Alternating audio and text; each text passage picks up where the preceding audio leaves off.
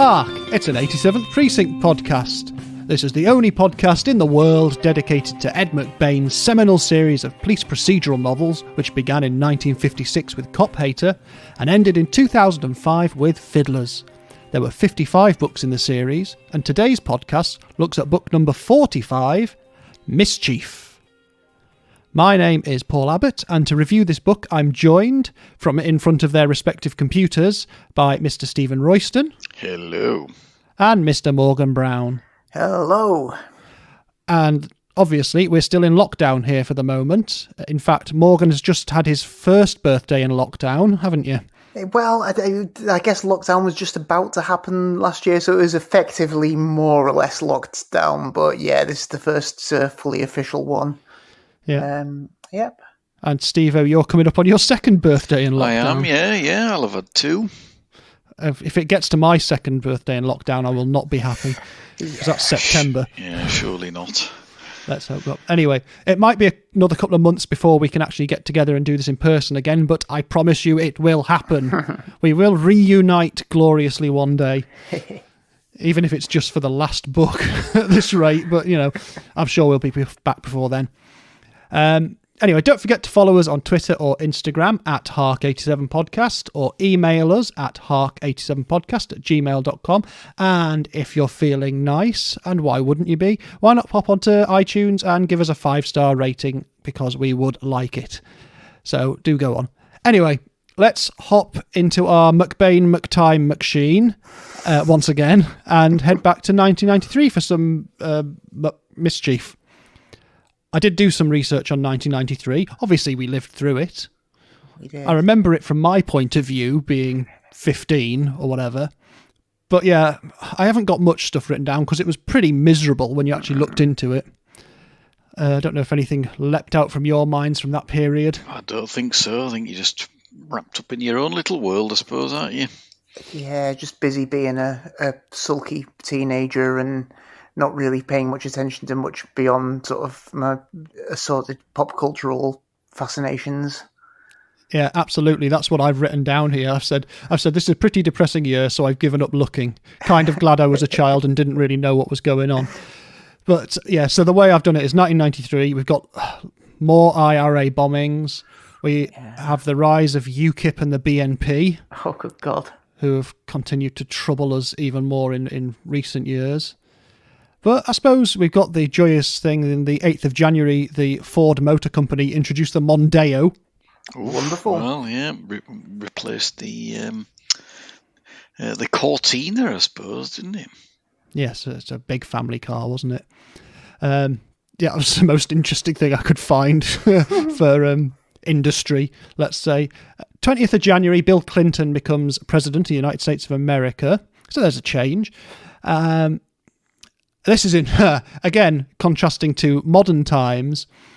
On the 26th of January 1993, the Bank of England lowers the interest rate in England. Can you guess what they lower the interest rate to in 1993? It would have been, well, it was very high interest rates. Probably lowered it to like 8% or something. It was 6%. Yeah. When the interest rate at the moment is 0.1. Yeah, something very much like that. Dream of an interest rate of 6% if you're saving, aren't you? So, yeah, that was the lowest it had been since 1978. It's yeah. I suppose the thing that, looking back, that I remember most as a significant event, only that I've realised later, is Waco happens in 1993. Oh, God, of course, yeah. The Branch Davidians. Yeah, which, that biopic or documentary, faux documentary thing that they made, that used to be on TV all the time. And it must have been made pretty quickly after that had happened. But yeah, that was a huge news story, wasn't it? Yeah, absolutely. There was one done recently, I think, wasn't there? Oh, yes, I think there might have been another one. I think I've got recorded on my telly and never watched one of those types of things. Yeah, it's not a sort of relaxing, light-hearted evening's viewing, is it? Not exactly, no. But yeah, so the end of February is the start of the Waco siege. And the only other thing I've got written down is I grew up in Scarborough, or just outside of Scarborough in North Yorkshire, By 1993, I'd been living in Stoke for 2 or 3 years, but I was very interested in the news of June of 1993 when a whole hotel just fell off a cliffside in Scarborough. And that made national news when the Holbeck Hall Hotel slid into the sea, which is very careless of it. Well, indeed, but you as a geologist must know that the risks of building on top of a cliff. Well, yes, indeed. I don't remember that happening though, but yeah. So there you go. Hotels falling in the sea, the Waco siege, and Bill Clinton. So there you go. That was 1993. But as you both said, yeah, we were wrapped up in our own little teenage worlds then, so Definitely. I think we were probably better for it. Okay, McBain roundup, as usual, as well. Mischief is the only published book by McBain or Hunter or anyone in 1993, so it's his only published work that year. But there is some stuff on TV. We've got a Russian adaptation of Killer's Wedge, made for TV. Fantastic. And I cannot read the Cyrillic alphabet, but it translates as way to kill, apparently. Way to kill. Yeah. Made for Studio H. Then also we have the ongoing series My Town, which is the second of the Japanese adaptations based on the 87th Precinct. Yeah. So we have 2 episodes in 93. We have My Town 2, which was Killer's Payoff, and we have My Town 3, which was Lady Killer. So that's an ongoing series, like 2 or 3 episodes a year they have, basically. But for McBain himself, 1992 sees more health troubles. So we're in 1993, and I didn't mention this in the last one, so I'll mention it now. 1992 is when he has this precancerous lesion removed from his larynx. So that's the start of his really bad health troubles that are going to, unfortunately, be something we'll have to talk about more as the years go by from here on in. But for the time being, he's had this operation the year before this book comes out, and maybe that's contributed to why he's only produced 1 written work that year, apart from the fact he's getting on a bit anyway. And so, what else have I got noted down here? Oh yes, 1993 is the year that Scott Meredith dies. So Scott Meredith was Hunter's agent, and he was the literary agency that Evan Hunter worked for originally. Oh. And the only reason I mentioned about this guy dying is because there's an article written by Lawrence Block about Evan Hunter / Ed McBain, and he mentions that when Scott Meredith died in 1993, Evan Hunter started ringing people up, calling all his friends and saying, "Did you hear the news? Scott died. Isn't that great? Isn't that the best thing you've ever heard?" Oh, God. Which is like, what? I mean, they'd had a very strained relationship towards the end of their working time together, which was in the late 60s, early 70s, I think. But apparently that was when Evan Hunter was going through his first divorce, and he was trying to get out of his deal with Scott Meredith, and Scott called Anita Melnick, the first Mrs. Hunter, and basically said, "You and I have interests in common and perhaps ought to join forces." And apparently Scott Meredith had some stuff on Evan Hunter about his mistress. Oof. And possibly, this is Lawrence Block's words, I don't know for definite, but the Dean Hudson books, the deal that he made for the money under the desk type thing for that, if indeed he did, apparently came out. So, Gosh. So I think if Lawrence Block's reporting is correct, then presumably Evan Hunter was like, well, they're the person who could blow the lid on my denial of being Dean Hudson as dead, so I've just mentioned it because it's information that's out there. Yeah. Interesting. Intriguing. Yeah. So let us get to the book, which is Mischief. And, well, I'll check in first. I've read this before. Is this a first timer for anyone? It was a first time for me. All right, okay. Steve-O? No, I've read it before. Okay. And we might as well just say up front, the Deaf Man's back. And this is book, 1, 2, 3, 4, 5 of the Deaf Man's. So it's his 5th appearance. Yeah. First time since 8 Black Horses. So it's about 10 actual years gone by, something like that. Yeah, not far off, I think. 84-ish, something like that for 8 Black. I'm just guessing there, I don't know. I've not got it in front of me or anything, but well, a little while, isn't it? Yeah, 8 Black Horses was 1985, so right. it is. Yeah, 8 years. Yeah. 8 years. So we got far off, but yeah. So he's brought him back, and well, I'll tell you what. Let's get the dedication out of the way, then we can start talking about the book itself properly, because it's dedicated to Judy and Michael Cornier, not Cornier like the eye. Are they neighbours by any chance? They're always neighbours, aren't they? Guess what? They're neighbours. Yes. Yeah. The only reason I know this is because, well, I did a Google search for it because of the way details of legal things are published online from America anyway. There was a court case about land ownership in 2008, which was to do with the place where they lived, which was, this is in Connecticut, this is Silvermine, Connecticut, which is where Evan Hunter lived in his converted sawmill. And so he lived at 192 Perry Avenue, and these guys lived at 187 Perry Avenue. And I found that because they were named in a court case about some land dispute. So there you go. And I did see a picture from 2018 where it was about the community in Silvermine had funded a new sign saying "Welcome to Silvermine," and there was like a local, online paper thing, and it had a picture of Judy Cornier in there. So it's quite an old lady, but so it must be the source of Silvermine Avenue or whatever. It is Silvermine Avenue, isn't it? There is a Silvermine in Isola in the books. Yeah, which is the posh place, isn't it? So he must have. Yeah, Silvermine Oval. Yeah, so that's it. Yeah. So he must have.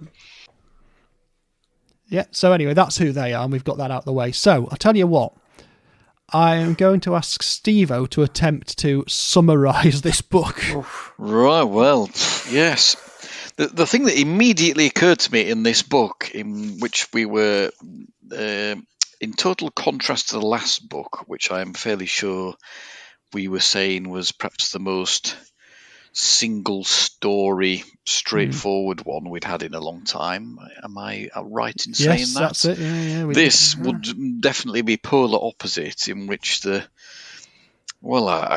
kind of even lost count of the number of separate stories, but at least 5 or 6, something like that, all very bitty, all running in parallel right from the beginning all the way to the end, pretty much. Yeah, you're so not wrong. Lots of plates spinning in this one, so he's kind of made a big departure from, as he pretty much always does. We always kind of say that this one's different to the last one, but that was quite pronounced, I think.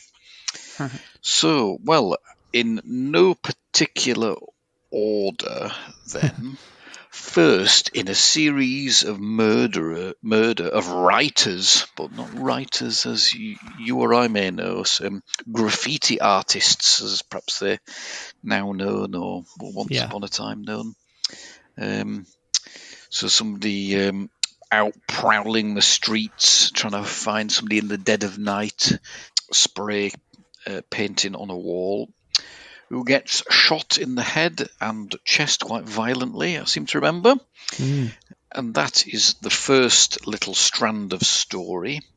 And then after that, are we introduced to an elderly person who's dumped in a empty railway station waiting room in the middle of the night. Lots of middle of the night things going on. And that is the first in a series of elderly people with dementia being found in strange places with no identification on them. And then we have got the deaf man's on a boat, isn't he? Yes, he makes his entrance on a boat. Slicks. It seems a bit unnecessary that he's on a boat, but he's on a boat nonetheless, because he is making a very careful watch of the brand new Department of Sanitisation. And the book quite cleverly tells you about this new building just being opened, and there was a big kind of shindig there where all the top brass of the police and the city council and whatnot gathered on a particular day. And then they tell you they're all going to gather there on some next date, but all the top brass aren't going to be there. And I remember reading that because you know what I'm like. I can never, ever remember what happens in these books. I'm thinking, well, what on earth is he going on about? And I found it a very odd bit in that book, and yet it absolutely come back to the absolute crux of the story right at the end.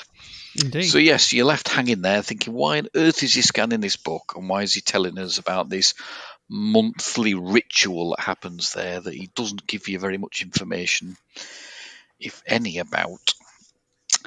And then we've got a story about a rap group, haven't we? We have, yeah. Which kind of links to one of the other stories, but for a good while is its own distinct story, and like the backstory to this rap group and this forthcoming gig they've got. And then you've got a story about the hostage negotiation team. I think that comes in perhaps a little bit later on, but it's used to reintroduce Eileen Burke again. And quite a nasty story about one of her colleagues being shot in a hostage negotiation scenario.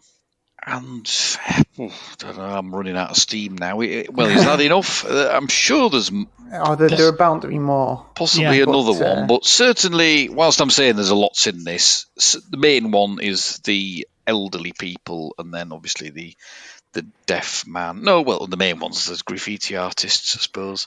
It's hard to say what the main one is, I think. Yeah, so all these little stories run in parallel for the entire book. And another observation of the book, which I will while I finish just now, is that I bet you that there is not very many entries in the canon that feature Steve Carella less than this book, because he is not in it very much at all, apart from answering the phone to the deaf man a few times and opening his letters. Yeah, no, you're right. Despite the fact that there's all these different, I think Parker and Kling possibly in Halls. Probably Parker, really. I don't know. He's not often centre stage, but he is a little bit in this one. Yeah, and Maya gets a story to himself. So it's, So what's he missed then, Morgan? Because he's recalled lots of stories, but there's other stuff in there as well. I've to be honest, I've already, by the time you got to the end of the list of things that we did get through, I've already forgotten what the first ones were. It's that kind of book. Yeah, they're not meaty chapters. It's very much like a few pages on this, few pages on that, then on the other, then back to the other one.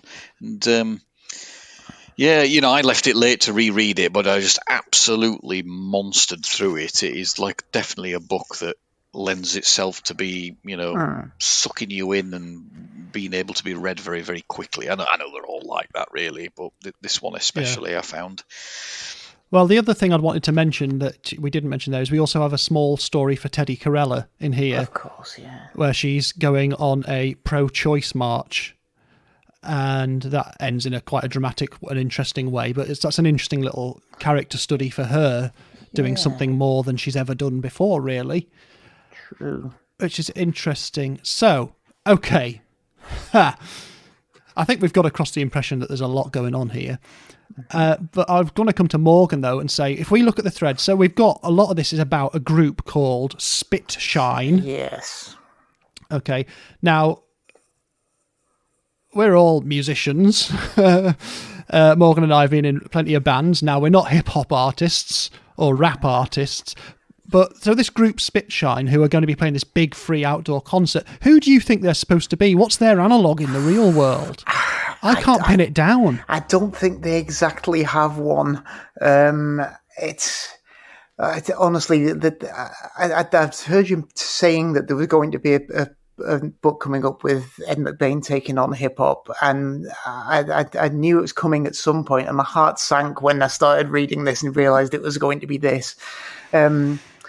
It wasn't quite as cringeworthy as I thought it was going to be, but that's only because I'd really expected it to be incredibly cringeworthy. No. But I can't pinpoint an exact equivalent, particularly because it's a mixed gender group, which I mean, in terms of hip hop groups at the time, I guess like Arrested Development were like that, but then they would have been much more on the kind of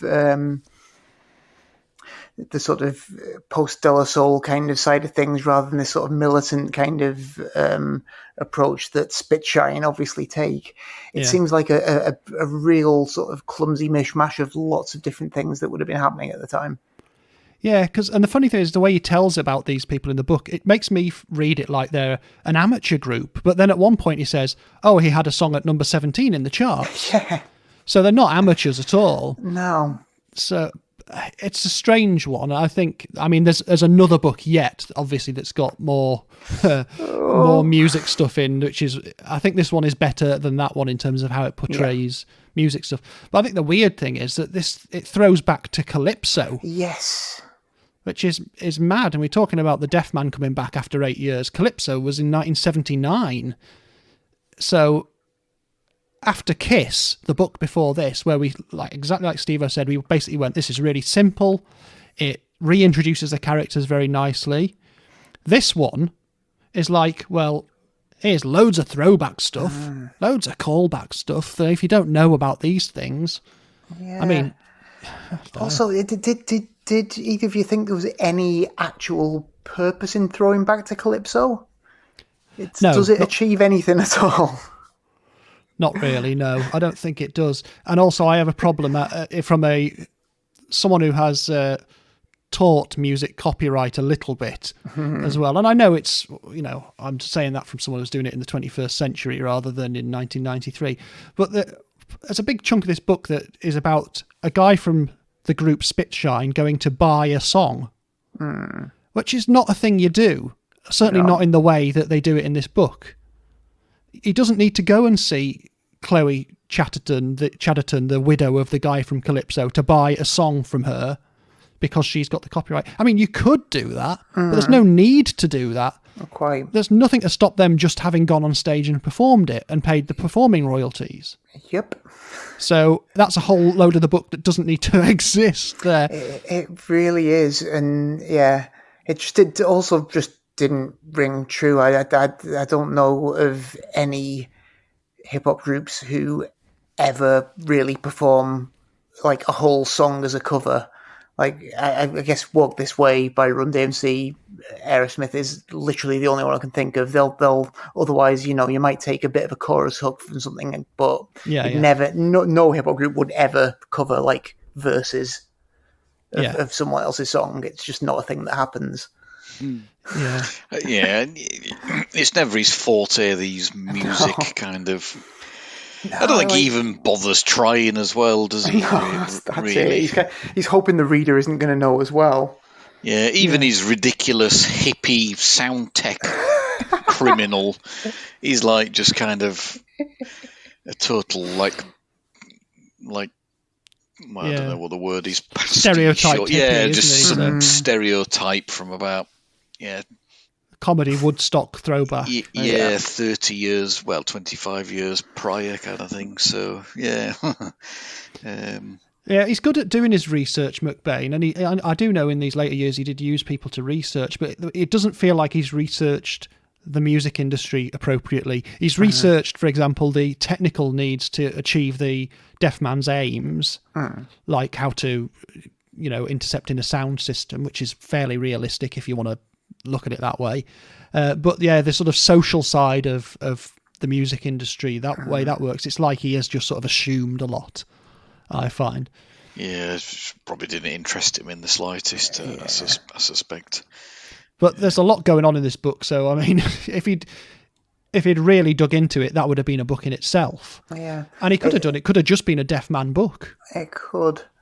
I just felt like he could have missed out an awful lot of the actual... He could have pretty much missed out all of the stuff with Spitshine, really. Yeah. Not focused on any of the artists, and then had a bit more time to focus on what the deaf man was actually doing, rather than getting into this unconvincing rap group and one of their members' relationship with a character who we'd all forgotten from a previous decade. Yeah, absolutely. It's I don't know. It's an odd one. I mean, to sum up the Deaf Man's scheme, and we're assuming obviously that everyone's read it now, and if not, usual spoiler warnings. The Deaf Man's scheme is quite simple, really. He's going to take the opportunity to intercept a free concert in the park, which the cops take ages to figure out what it is. He's going to intercept it with a pre-recording of his own voice to cause a race riot, which he's going to use as cover to then go to the Department of Sanitation, as Steve-O mentioned, and rob a load of drugs that are going to be destroyed. So that's the scheme, and it works.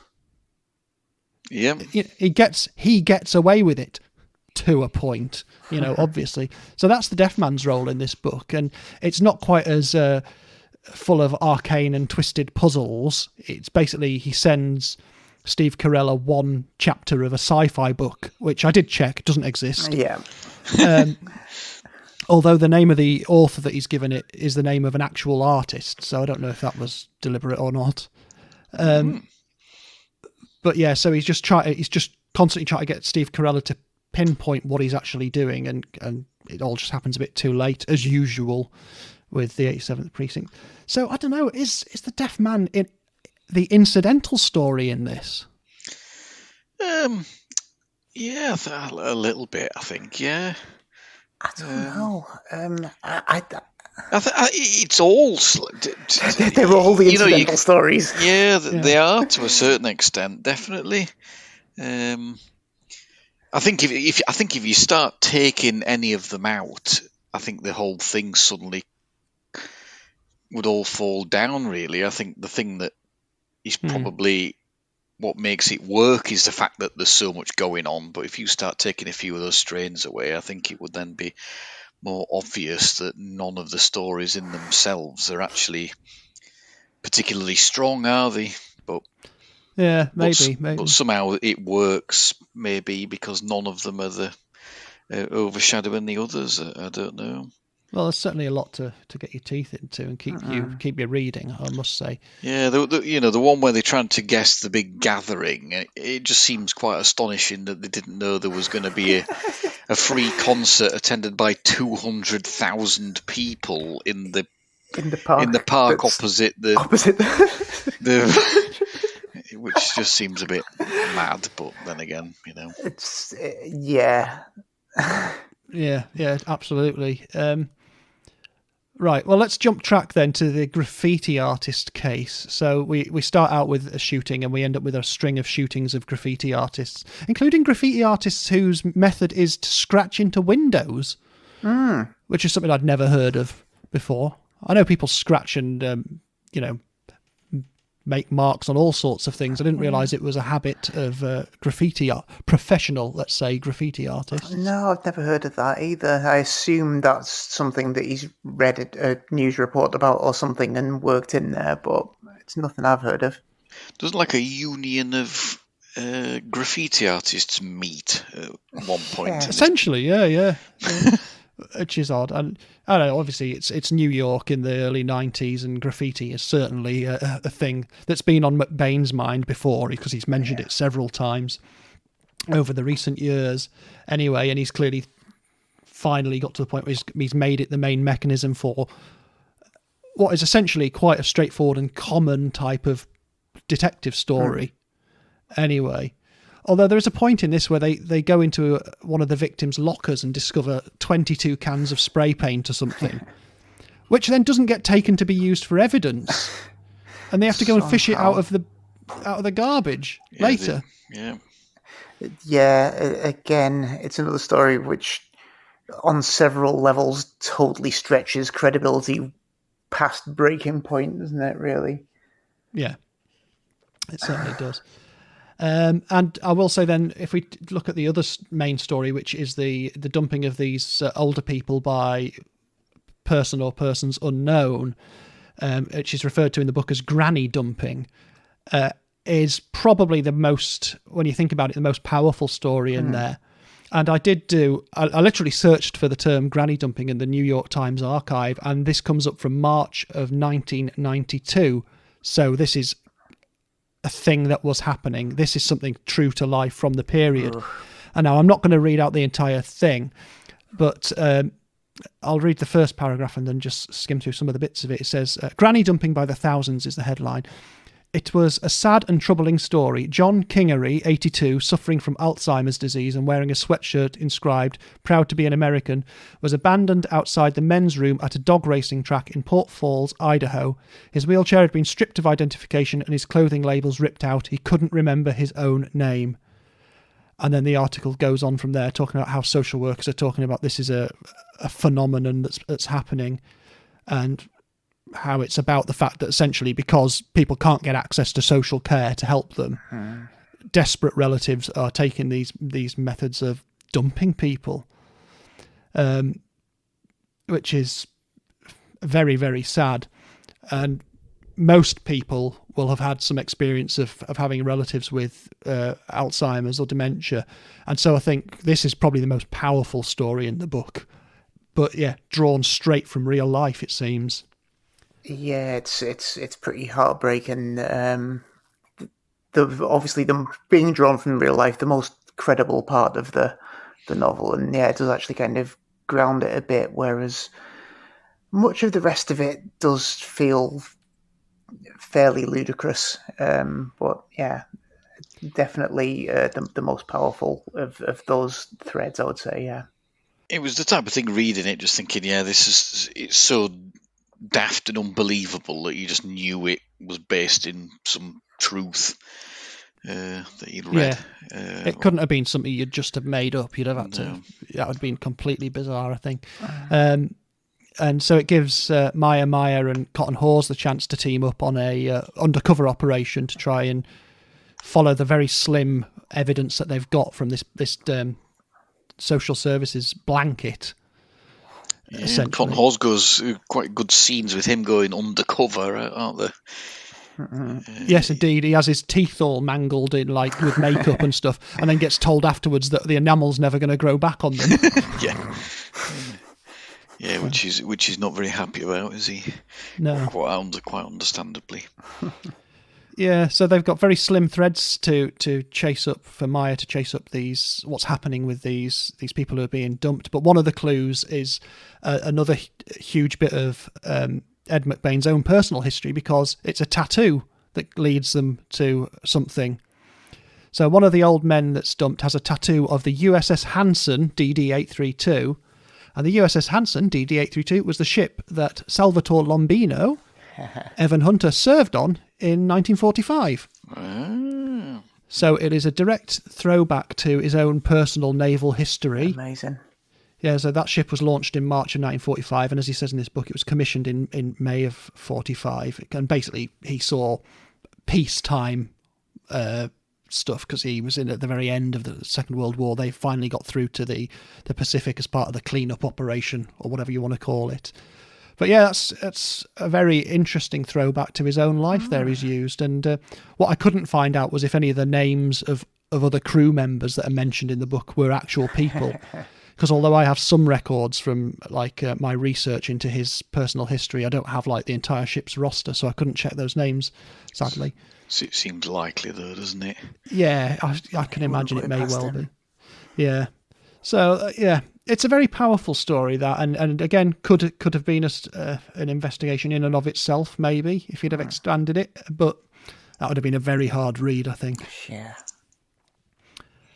So, blimey, there's so much to go into.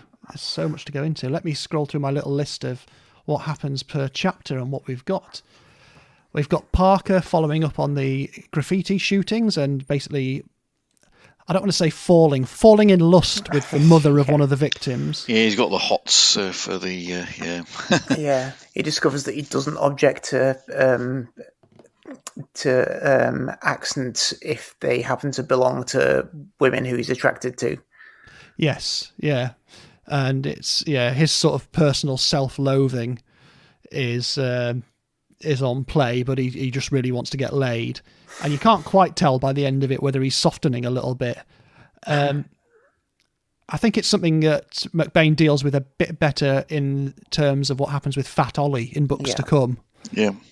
But it's a little bit of a dry run with Parker here for the same situation. putting a bigot with someone from a different racial group. Anyway, and obviously race is one of the massive things running throughout this entire book. What else have we got? We've got Monaghan and Monroe cropping up to try and remember how old Paul McCartney and Ringo Starr are in one sequence. Guessing that they're saying that McCartney must be at least 50, and they would have been right. So, yeah. Although he thinks the Stones are older than the Beatles, and he's wrong there anyway by a couple of years the other way. We've got a couple of uniformed officers who discover one of the dumped older people who are having an affair, so they have their own little moment of trying to get it on in a police car and then discovering someone. Keep running through. Well, we have Teddy Carella remembering one of her first relationships with a boy called Salvatore who wanted to change his name. Oh yeah, and that's quite nice because we get the whole telling of the way her and Steve met. Yes. So that's nice, because we've never had that told in quite as much full detail. And then Teddy Carella's going to this pro-choice protest and ends up with a load of blood dumped over her by a pro-lifer. That's mad. Yep. I think it sticks with McBain's liberal outlook, obviously, and to make Teddy pro-choice. But yeah, suddenly to have her deciding to up and get involved in this thing and stand firm and basically freak out the people who are trying to freak them out is an interesting thing, unconnected to anything else in the book. It is. It seems like an odd sort of sudden thing to give Teddy to do just out of the blue, really, doesn't it? But it's an interesting little aside. Yeah. He does that occasionally with her character, though, doesn't he? Just like randomly something fairly unrelated to the rest of the book topic. Yes, yeah. Like when he sent her off to try and get a job and she was getting propositioned rather than, getting the job and things like that, and having to deal with those situations. Yeah. And as we keep working through the book, what else have we got? Well, we get, you mentioned before, Steve-O, Eileen Burke comes back in now. Yep. Fully established on the hostage negotiation team. She's called out of bed in the middle of the night to come and do some hostage negotiation, which ends up with one of her colleagues shot in the face. And we have some quite detailed medical stuff, don't we? Yeah. It's all quite grisly, all that, yeah. It really is, yeah. So, yeah. But that leads to the introduction of Sharon Cook. So Sharon Cook is the deputy chief surgeon. She's black. She's been in it before, though, hasn't she? No, this is her first time. Very first time. You see, I couldn't quite remember. But we're going to be seeing a lot more of her professionally and personally, because by the end of the book, Kling, who's worried about Eileen when he hears that a female hostage negotiator has been shot, rushes to find her and then ends up meeting Sharon and inviting her out. And the book closes on her agreeing to go on a date with him, and perhaps she's heard about Bert's past, so she's a bit I wonder what's going to happen. Then we get all these little scenes so the deaf man story is carrying on. He's getting his crew together like he normally does, including a woman driver who he says, go away and put on weight so you look more like a man. It's because they're all, he wants they're all bin people, aren't they? Refuse collectors, and So that's happening, and all the while he's relying on the idea that the city is teetering on the edge, and it gives McBain the excuse to talk about stuff like how many guns there are in the city, how many people are carrying guns. Also, how he's discussing how the immigrant population seems to him to be less integrated into the city. Compared to how it had been in the past, the difference about being an American and how you take on the identity of your adopted country and stuff like that. Difficult stuff to discuss, but it's at the core of this thing entirely. So the deaf man's relying. So we have lots of little vignettes, which makes it sound much more pleasant than actually what happens, which is basically every other paragraph, every other chapter, you have a little vignette of someone just shooting someone because it's the city. Yep. So that's nice. And he's relying on that attitude to be in play when he intercepts the big concert and has this blaring racist stuff coming out to whip the crowd into a frenzy. Which he does for the only point of creating diversion. Yeah. Which he probably doesn't even really need. Yeah, I don't know, because it's a weird one. One of our friends on Twitter, Matthew Sullivan, pointed out that when the day that happens on is April the 4th, which is the anniversary day of the day that Martin Luther King was assassinated in 1968. Oh, right, okay. And he doesn't actually draw a specific connection to that, but I wonder if that was, Matthew was suggesting that it might have been part of the reason for that date. It does seem like an odd coincidence for him to specifically pick that date. Yeah. Yeah. It is what he managed to achieve there kind of plausible. Seemed a bit science fiction-y. Yeah, if people were at a concert and some racist stuff came over the PA, would people all immediately whip out guns and just start shooting each other? No, they would not. Well, no, I was just thinking somebody on some bit of that would just turn it off, wouldn't they? Yeah. No matter what they'd... It would literally be the work of seconds to do that. Yes, it just that all... Because if you realised that the faders on the desk weren't working to cancel it, you would literally just hit a power switch, a kill switch on the power, or you would just pull out some cables. Yeah. And I would have thought that the people that probably would have been worse off would have been the band on stage through a misunderstanding who might have been shot, if anyone, rather than the crowd turning on each other. Especially as it's a crowd that is mainly a big multi-ethnic crowd, but mainly black. So I don't know. Yeah, I mean, I get his point about sort of, these simmering tensions, and it just takes a spark to kind of ignite it, but no. Yeah, and I mean, we've come off the back of a year that's been very, very fraught in terms of, the term would have been race relations at once upon a time, wouldn't it? And obviously we've had the Black Lives Matter protests and lots of very, very important and very, very relevant high-profile protests in the last year or so. It's an ongoing thing that has to be dealt with in America. It's obviously very, very fraught at the moment, but that tends to be police and people rather than people and people. Absolutely. So this doesn't quite ring true, but it's amazing how it feels like it's the same issue that we're dealing with now. I must say. Yeah. Yeah, I can't work out why, because he starts a race riot in this book, and it's we leave it. We go with Steve Carella to chase the deaf man, and so we don't see any more about the race riot. That's it. It's a paragraph. I don't know. It just goes on long enough for to kill off a character who we've just brought back for no distinct reason. Yeah. Bring them back. Oh, and there they go. Yeah. So, and then the book rolls along towards the end, and we have a little scene with the deaf man and his gang celebrating. The fellas leave to take their share of the drugs to go and presumably sell them and make all the money. And the deaf man is hanging around with this lady that he told to go away and put on weight. And finally, the sizzling sexual tension boils over. She ties him up and shoots him in the chest. Which is such a strange way to deal with the deaf man. And how did he get into that situation that he would be the victim? That's an odd one. Yeah, it seems like an uncharacteristic blunder for him. Yeah, he's normally a very good judge of character, isn't he? But, yeah. I think he over-relied on his sexual magnetism and power. Yeah, well, he does have quite some sexual magnetism and power, doesn't he? As we know. But when put him up against the most voluptuous sanitation engineer in all of Isola, and he's no match for her.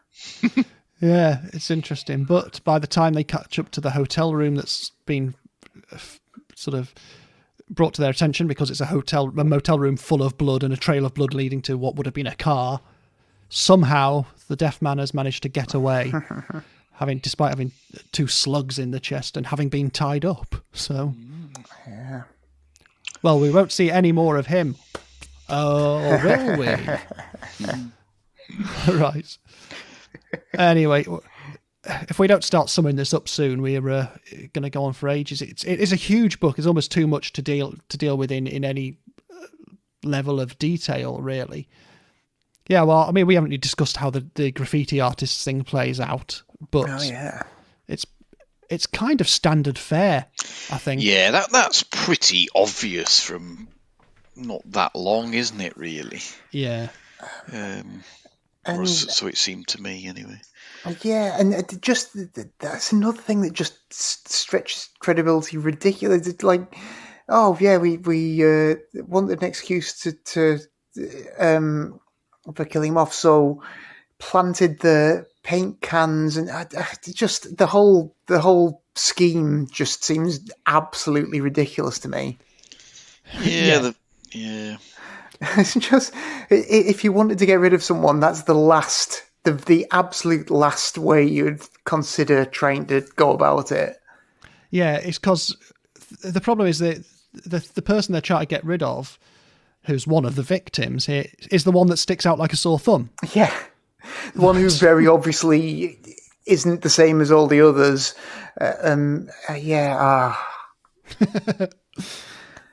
Yeah, they'd been best trying to get the graffiti artists, like, being ninja lawyers or something. That would be more credible, wouldn't it? Do you know what I mean? Yeah. It's yeah. Right. Well, I think we'll see how this is reflected in our summing up anyway, because it's that all said, and we do sound like we're being sort of a bit down on the book, but there is so much to enjoy as a reading experience. Yeah, no, I think overall I did enjoy it, but it certainly beggars belief at certain fundamental level. Yeah, definitely. All right, well then, that being the case, Steve, do you wish to sum up and score? Well, yeah, I suppose, I've kind of, I did enjoy it, as I say, read it through very quickly, and I quite, you always quite like these when he does something a bit different to the one that you've just read. And, yeah, none of the kind of stories seem to overshadow the others, which I think is quite good when you've got multiple stories, because it's always quite annoying having a big meaty main story that you're dead interested in, and then some sort of, secondary or tertiary yarn that you're not really that fussed about, that just seems to kind of distract you. But yeah, so the fact that these all kind of were of equal weight, I thought was quite good. But yeah, there's fairly fundamental flaws in quite a lot of them. The music business, like you mentioned, it wasn't quite as bad as I'd kind of had it in my head. You always remember some of these like 80s, 90s ones and just thinking, oof, but wasn't quite as cringe-worthy as I thought. In terms of police shields, then I might go say 70. I think it's kind of, maybe high 60s. 7 out of 10's probably been slightly generous, but thereabouts. I'll stick with 70, yeah. Okay, that's fair enough. And I'll move on to Morgan then. Okay, well, I've got to the end of this and I thought, I've got opinions on this. As we always talk about getting a lot of plates spinning in these novels, and I think for the first time I really felt like several of the plates stopped spinning and actually fell to the floor and smashed into many pieces. I don't know. I don't want to be too mean because I did really enjoy it, as I always do. Flew through it, as Steve was saying, but I feel like almost every strand of it failed on at least some level. And ultimately it kind of adds up to the worst in the series so far for me, like worse than Ghosts. Blimey. So I'm going I'm going in with a score of 50 police shields. Right. Oh gosh. Wow, worse than Ghosts. Yeah. Bloody hell. Worse than Dutch ghosts. Strong words, I know, but I've said them now. I can't take them back. Yeah, no, you're on tape. Okay, well, my feeling is that what I do like is I don't know if like's quite the right word. Reading it now, and I was talking about how it felt relevant. A lot of it did feel relevant. The stuff about how cities are on edge. The stuff about the fact that pro-choice things are still going on. That we're having to have these discussions. In fact, there's always something in there that remains pretty universal for better or worse. Usually worse, sadly, in these things, which makes it interesting to read. I like that. Most of the cops get more to do. Maya has something more to do than he's had for a while. But I am, lots of threads that don't quite feel like they're, I don't know. Or would you read it in some cases and just think, oh, it's like I've been given a bumper omnibus 87th Precinct thing here, especially if you've just read Kiss as the book before. I don't know. I don't need to worry about other people though, do I? No. But I can't go as low as 50, but I wouldn't go as high as 70 either. So do you know what? While we're doing rounded numbers, I'm going to go in the middle and say 60.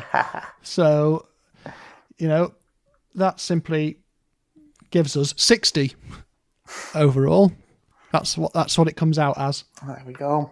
It's a 6 out of 10 in our summing up anyway. Right. Well, quick look at some of the contemporary reviews while Kenneth is digesting that information into his databanks. Marilyn Stacio in the New York Times says, you can always feel the anger of the city in the jumpy dialogue and jangling rhythms of Ed McBain's 87th Precinct procedurals. Brilliantly engineered, the scheme, this is the Deaf Man scheme, is also dazzling for the great cast of oddball characters who figure in its daring execution. Yeah, it's dark insight into human nature. I mean, that reads like she's impressed with it, but she didn't actually say this is great. But Matthew Cody in The Guardian says, the 87th Precinct squad is taunted yet again by their preposterous old adversary, the Deaf Man, as he plans a bizarre heist. In the background, US society disintegrates with Alzheimer victims being abandoned like unwanted pets. Familiar formula gets a social gloss. So, again, he doesn't really commit whether he likes it or not. Right, Michael Painter in the Irish Times is saying, how Mr. McBain manages to keep these 87th Precinct novels so fresh over all the years is beyond me, but this one is as vividly entertaining as any in the series. So he's opposite to you there, Morgan. Yeah. I feel like a proper Newgate calendar now. Well, I've also got one from Jim Biddulph writing in the South China Morning Post, of all places. I don't think I've referred to that one. That source before. It says, Ed McBain has written so many crime books that I imagine nowadays he just programs his word processor with a few keywords and lets the thing rip on automatic. In this one, the 87th Precinct is faced with a double problem. Someone is murdering spray can graffiti vandals and someone is leaving superannuated grannies and grandpas littering the city. He doesn't even mention the Deaf Man. No. It certainly does not tax the brain, but does have its nuggets of information. McBain fans will love it. So, I do know a lot of people do really love this book. And I sort of can see why. It is what it is to whoever's reading it, and that's the way we do it. And so I will just leave you as well with something from The Guardian in 1993. It's a questionnaire that Ed McBain is being asked, presumably as part of the promo for this. It's to go into the book pages of the newspapers. So it's asked questions like, what is your idea of perfect happiness? And he says, writing. With which historical figure do you most identify? And he says, Charlemagne, because he rhymes with champagne. Which living person do you most admire? Evan Hunter, because he seems very much like me. Let's see what else we've got in here. Which living person do you most despise? There are two, Reagan and Bush, for almost destroying America. In case you needed to know what his politics were. Which words or phrases do you most overuse? And apparently it's jolly good and super. Jolly good. I can imagine him in his New York accent saying those things. Yeah. What is your greatest regret? That London isn't closer to New York. I don't know if that's because he still wants to strangle the guy from The Guardian from that other article last time we were talking about. A couple more. When and where were you happiest? This is enigmatic. Room 704, the Sunrise Motel, Albuquerque, New Mexico, September the 2nd, 1963. Gosh. I didn't bother looking that up. I wasn't going to find anything there. I checked my timeline. I didn't have anything for those dates. And what keeps you awake at night? Raccoons, he says. So there you go. I don't think he was taking that seriously. Right, okay, so that is book number 45, Mischief. We'll be back with our bonus episode, so look out for that. And then after that, we will be back with book 47, because we've done All Through the House, the Christmas story. We did it at Christmas. So we jump ahead to book 47, and we're in the last 9 of the series. So 1995's Romance is the next one. So until then, I am going to say goodbye, as is Steve-O. Goodbye. And Morgan. Fairly well.